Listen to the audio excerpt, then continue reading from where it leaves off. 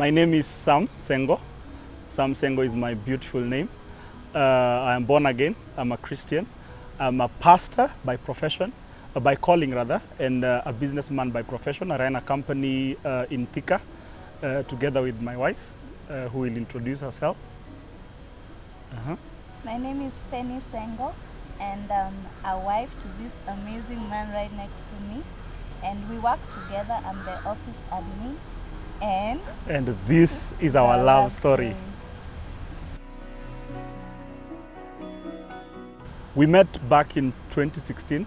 I can remember the details very well because at that time I'd just broken up from a relationship like a year before, and it was a hard time for me. So I was trying to relax my mind. I didn't want anything to do with ladies.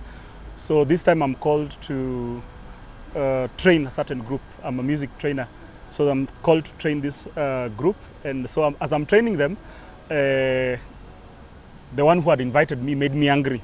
So nikakaa chini, waiting for them to finish whatever they were doing. Then voila, this madam comes in and sits next to me. And I'm looking at her, I'm like, wow, she's feeling fidgety. I'm wondering what is her problem. So I start a conversation. I tell her, hi, how are you? Are you okay? Then she says, I'm okay.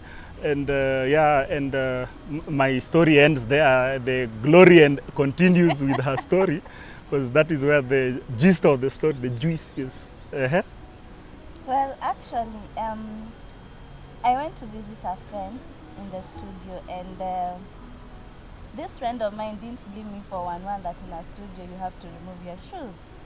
So I decided to enter inside with her. She was in front of me. So when we entered, I realized everyone in the studio was shoeless. So I sat down next to him. Then he was dressed in a suit, all looking sharp. He looked like he's the owner of the studio. So I was like, why is everyone shoeless? Then he laughed. Then he told me, like, duh, you can see a carpet here, and yeah, you must remove your shoes. So it really scared the hell out of me. So I was like, okay, I'm sorry, sir. I came in with my shoes. I realized I was talking to myself in my heart. I was like, why? My parents are abroad. This guy is going to take me to the cell, and I didn't really know what to do. So I told him, I'm so sorry. I'll remove my shoes and put them away. Please forgive me. Don't do anything to me because I'm alone. I don't have money. So kindly forgive me. So he laughed at me. He really laughed. And yeah. It was exciting. I was laughing because I saw her fear. And I was like, okay, let me take advantage. Because I want to break the ice. So let me take advantage. Put some fear in her. She was shaken, and voila, she was in the box. And yeah, that's how we met for the first time. The second time we met was in a kesha, a practice kesha for the same team, and she was assigned to serve tea. Then she came to serve me tea. Then the leader of the group said something that really caught my heart. He said, hey, Penny, you can make a good wife. Those words, I felt like he was talking to me. and I think after the kesha, I met her outside. I used to do a lot of devotionals. So what I did, I told her, I usually send devotionals. So I'd love to be sending you devotionals. So you give me your number. And that is how I got her number. And that is how our journey began officially. And I didn't even think twice. I just gave him my number. When I sent her devotionals, the devotionals were, I think, 3. I only sent 3. The rest were just stories. Because I wanted her number, and I wanted to be creative with how I get her number. So already I got her number, and later on I realized she also liked me. So that was a plus on my side. And we organized for our first date, which she will give her part of the story. We organized our first date at Prestige, Ngong Road. And yeah, as a man, I came in earlier, sat in a good position where I can see her come in, because those are the protocols we were given. And yeah, so I was there waiting, and then I see this lovely lady coming in. She's looking, around. She's looking for me. I can see her. She's looking at me, and she's looking for me. She's looking at me, but she's not seeing me. So I'm like, okay, let me play her again. Yeah, and that is where you bring in your story. By the way, this guy is a bully. He made me do weird stuff on the stairs. I was looking for him, and then we were on phone. So he's telling me, Ebru, jump nikuone. So I started jumping. Ebru, turn your head like this, turn your head to the left, to the right. I'm Lift your really? hands. And people are looking at me as if I was a mad person. But later we met. From the first time we had the first date, I was excited. I liked this girl. She was, first of all, very beautiful outside. Then after tasting her heart, I noticed she had a very good heart. She had a very motherly heart. And some of us who've been raised by single mothers, we want people who have motherly hearts, tunataka kudekezwa. And she had that trait. And after our first date, she was in school, she was in college. And one of the rules that I was given is before I marry her, she has to finish school. Yeah. So what I used to do, I would come from our church office and go pick her every day. Every day, go pick her at Bazaar. She was in Moi University. Go pick her at Bazaar and take her all the way home. Actually, the first time I took her home, it melted her heart because she couldn't believe that a man would love her that much to the point of taking her home. Mind you, it's at 8 p.m. I can't allow her to go home alone. So I was taught, whether you have the fare or not, make sure she's at her gate, then utajipanga ukiendelea. And I think for me, that's how we started our dates. Most of our dates were walk dates. When we finish, when she has taken her from school, we go to a certain restaurant, we take some drinks, once in a while we eat food, and it continued then generally that way until the day that we proposed. I think she can share her part of the story on how we transitioned. Well, so for me, there was one question he asked me. He told me, when your parents come back from the US, is it okay for me to come and pray for Dad? My dad was unwell at that moment. So that touched my heart. I was like, really? You want to see my parents so early? So I told my parents about it before they came. Then I told my dad, I have a friend who wants to come and pray for you. And he was touched by that. So when they came, he came to pray for my dad. And my mom, at some point, she admired that. So a time came where my mom asked me, this pastor friend of yours, is he your friend or is he your pastor friend? So I had to give her a straight answer. She loves the truth. So I told her, he's my friend. So that's the time she realized we are dating. Yeah. So for me that meeting her family was important to me because I wanted to make a statement early that I love your daughter, and I want us to begin our journey towards our marriage. So at that time, her parents were unwell. Her dad was unwell. So when they came back from the US, I went to her place with the intentions of praying for her dad. But at the same time, I wanted to meet the parents, at least get to interact with them on an unofficial platform. Then in the process, get to know them as they know me. And I think it worked so well because her mom noticed that there was something beyond just pastor and member. And that is when I think she was sat down. That time it was a Sunday. She was sat down, given, asked questions. This guy, what is the plan and everything. And that's when now I thought, okay, the parents know me. I met the brother, one of the big brothers. And actually that was the interesting one. She was never rarely allowed to go out in terms of dates and things like those. So this time we had a dinner. One of my pastors was launching his books. So I asked for permission for her. Then akaitikishwa kwenda. So we went together, and as we went together, the meeting ended late, around 12 midnight. So again, being the gentleman, I have to take her back home. So I take her back home and we meet her brother on the couch, and yeah, he bullied me the way I used to bully her rather. And and then we clicked. I think we clicked from day one. And to date, we are good friends with him, and we are so united. So in terms of how we transitioned, since I already had made the statement that I love her and I want to marry her, there's this time, I'm a worship leader. There's this time we were going to Eldoret. We had been invited to minister in worship.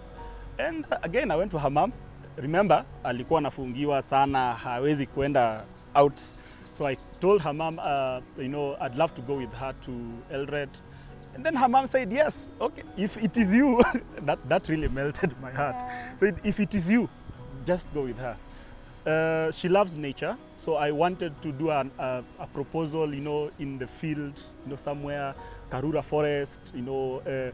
But now this time, as I was seated with my boys, as we were preparing for the service on Sunday, I thought, okay, this is a good opportunity. She's not expecting it. Rakaraka, I ordered a ring from Nairobi. The ring came very fast. And the next day, during the worship experience, after the meeting was finished, because all the people we were with from Nairobi were on the pulpit, except her. Then I think I told my pastor, you know, you can call her. Then the pastor called her in front to introduce herself. Little didn't she know that when she turned back, she was wondering, everyone is screaming. Huh? I think you can share that. Everyone was screaming. Then when she turned back and she saw the ring, and I proposed at the pulpit.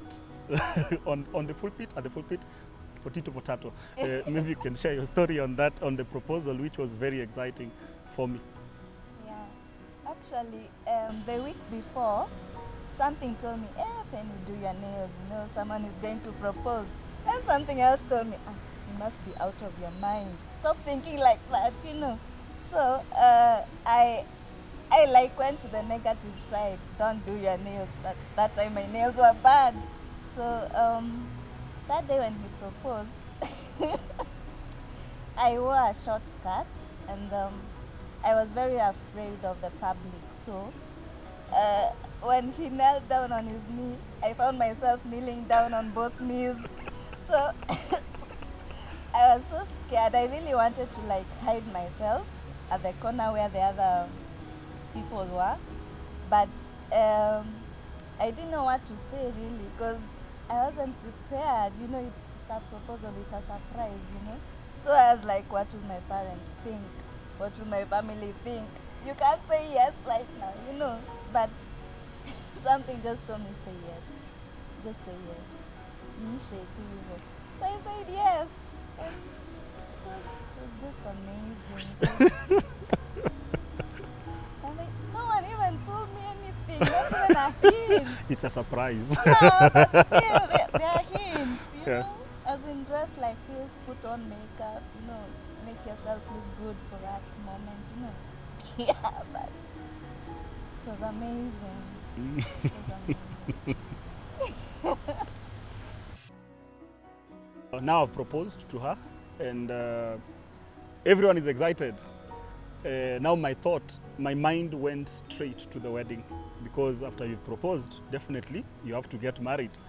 And you know, I told her to go tell her parents and tell her family what has happened, and I think she did, which the response was very exciting, and they were very excited. And I came to learn later that your mom was always praying for a pastor to marry you. And voila, a pastor was marrying this beautiful girl, and it was so exciting for me. And immediately I started our journey towards, you know, our wedding, you know, and the wedding was a testimony by itself. You know, I've always dreamt. I used to think I have this girlish mind, but I'd always dreamt of a good, nice, big wedding. And our wedding was exactly that. Good, nice, big wedding. we had thousands of people in attendance. You know, we had budgeted for 500. We were shocked. I think they told me they served close to 1,500 people. And it was very exciting. It was a very big wedding. 8 people danced. We had an African theme. There was no DJ. So it's just, you know, the people band playing and the African dancers dancing, and it was so nice from morning to evening. Actually, a highlight that I won't forget is in the morning when we woke up, for the men, 3 of them were not fitting in their trousers. They had become bigger. So the trouser haingi. So we were like, oh my goodness, this is the wedding day. As in how? Kumbe, they had been eating. You know, we always expect that to happen on the ladies' side, but now the trouser is not going in. So we went to, you know, this lady friend of mine in Langata, and you know, she overcharged us because she saw it's a wedding. So she overcharged us just to expand the trouser. She was charging us a lot of money, and the person we sent refused. So we talked to her, and I think that was one of the highlights that really excited as we were going towards, you know, the wedding. And then when we reached the wedding, I saw the venue and I saw the, you know, decoration. I thank God our service providers were up to standard, and I think we had a beautiful wedding. We had a good wedding, and you know, when she came, I love Mercedes-Benz. Her entourage were just Benzes, and I was like, and you imagine, I think I didn't mention this, Friday night we didn't have cars. We didn't have cars. Most of the cars that people were to give us either broke down, engine problems, and people just called us at midnight, 3 a.m. Hey, do you have a car? Here, you don't have a car. And whoosh, we had a very nice convoy. We enjoyed our wedding. I love the fact that he's a musician. He sings a lot, so you know, saa zingine he anacheza guitar akiniimbia, so I feel like that's so romantic, you know. And I love him as a leader. He has a fatherly touch. Oh. He's handsome, you know. He's caring. Yeah, he comforts me even when I'm down. I know I have someone to lie on. Yeah. And just the fact that he's next to me, whenever I need help, he's there. Whenever I'm confused, he's there. Whenever I feel just like crying out, you know, he's there. He'll listen to me, wipe my tears. Yeah, that's what I love about. Drama started when we got home, because yeah, marriage is interesting. When we got to the house, I think, was it 2 weeks? You always say 6 weeks or 2 months. What happened? One day, you know, we were sleeping, so we woke up. Then we were seated on the bed, and you know, we were talking nicely, you know, lovey-dovey, you know, the love stage, lovey-dovey, you know, Ebru. So we were laughing, nini. Then, just out of the blues, her mood changed. Her mood changed. She was in pain. She was shouting at me, go get me medicine. So in my mind, I'm like, okay, we were just smiling the other minute. So me, I brushed it off. I said, utakuwa sawa. Kama ni tumbo inakuuma, utakuwa sawa. And I always advise men, before you get married, please understand there are things called periods, and periods come with cramping. So I didn't understand that, because men fear. I think we fear issues to do with periods. And kumbe, that day is when her period was starting. And they were very severe, and I didn't know. So she became angry. So later on I said, wacha nikakulete. This is, I think, around 4 weeks after we entered the house. I got up, went, took the medicine, gave her, and I was like, we kunywa utakuwa sawa. Kumbe, I didn't know periods also come with extra emotions and, you know, mood swings. I'm seated in the sitting room watching TV. Kidogo naona mtu amebeba suitcase. I'm going back to my mother. I'm like, huh? What do you mean you're going back to your mother? What has happened? What will you tell your mom? And then she called her mom, and I love the response her mom gave her. The mom told her, now this is marriage, sort your issues. U-turn, sure, ingia kwa nyumba. And she packed, sat in the bedroom for a while. I've learned when I'm angry to calm down, because I've realized a lot of fights in marriage come in when both of us are trying to prove ourselves. So I always calm down, even if she's, I'll just cool down until she cools down, then we talk. And it has worked for us. And so I cooled down. She was there, grumbling. She doesn't want to tell anyone because you don't want again to embarrass yourself. You just newly married. And she cooled down, came, we talked, and she explained to me how cramps work and what is required during cramps. And nowadays, I think when that period comes, I know what to do. I know how to sort her out. Actually, nowadays she enjoys that small period, because at least she has someone to encourage her, to rub her back. Hot water bottle lazima ikue mahali, and it's been good for me. And I think one of the things I've learned about her is she's very patient. She's very futuristic in terms of she's a planner. Sanguines, sisi ni wale watu wa ikuje tuende, but she's a planner, a very good financial planner, and those are some of the things I've really embraced from her that have actually made me who I am. Actually, the company I'm running now is courtesy of her. She told me, you can do it. You are the guy, and I'm like, oh, I can do it. Maybe I wanted to do ministry full time. And with the mind she had, now you're married, you need money, because money is a big talk that married people or non-married people need to talk about, And so we thought, what kind of business could we do? And that's how we were able to open an office in Thika, and that's where we are serving. And I like her heart. She's very calm and very understanding. At times stubborn, because stubborn, I mean stubborn. I talk about stubborn because I believe we were brought up with different mindsets, and at times there's a way she's been taught marriage works. Then there's a way I was not taught. The challenge of marriage is ladies are prepared for marriage, men ng'ang'aneni ukifika kwa harusi wewe enda. So the things I wasn't taught, and at times she brings them. She'll shout them at me at times. I'll be like, I don't like it. Then I'll go sit down and I'm like, oh, Aki, you are right. Yeah, and she's a very good problem solver, and she's really helped me, I think, be calmer. Nilikuanga na hasira, and now I'm calmer. I'm growing, courtesy of this lovely, glorious woman. I think as a wife, for wives we have to learn to be submissive, because there are days where we have different mindsets, if I can say that. We have different ideas.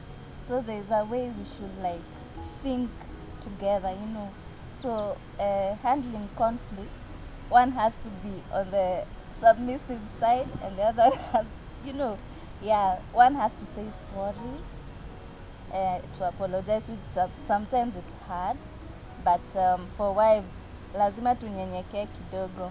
Yeah. On my side, one of the things I've learned about her, 3 things actually. 3 words that your mom used to speak to us a lot, and you always spoke them to me. 3 words that will keep your marriage steady is learn to say, for men, learn to say I love you, learn to say I am sorry, and learn to say, which one is it? Thank you. So it's learn to say I love you, learn to say I am sorry, and learn to say thank you. It's very, very important words that will help you solidify your marriage. This is my love letter to my queen, the queen of my empire, and the joy in my heart. I thank God I met you. I am a better man today, and I am getting better by the day because of some of the things I've learned being with you. Remember, I promised to love you forever, and I'm continuously committing myself to love you and to walk with you and to ensure that everything you need, you have. I love you, and I love you so much. I will not stop loving you. You are the best thing that happened to life, and I think life is happy because you are alive, and you make life beautiful. You make my life beautiful, and can't wait to see the cute babies that will come from you, and we are blessed, and I'm blessed to be with you. I love you so much. You are my forever and always my ensourceable. Oh, thank you. That's so sweet. My love letter to you, darling, is the very first day we met. Um, I was so deeply in love with you, and I'm still in love with you, baby. And I thank God for bringing you my way. You've taught me a lot. You've taught me even to be a leader. And I'm so happy working with you. You're my partner. You're my everything. Cooking together. I cherish every moment we are together. And I'm so grateful for you being the love of my life. And I love you. I love you so much. Aww. Yeah.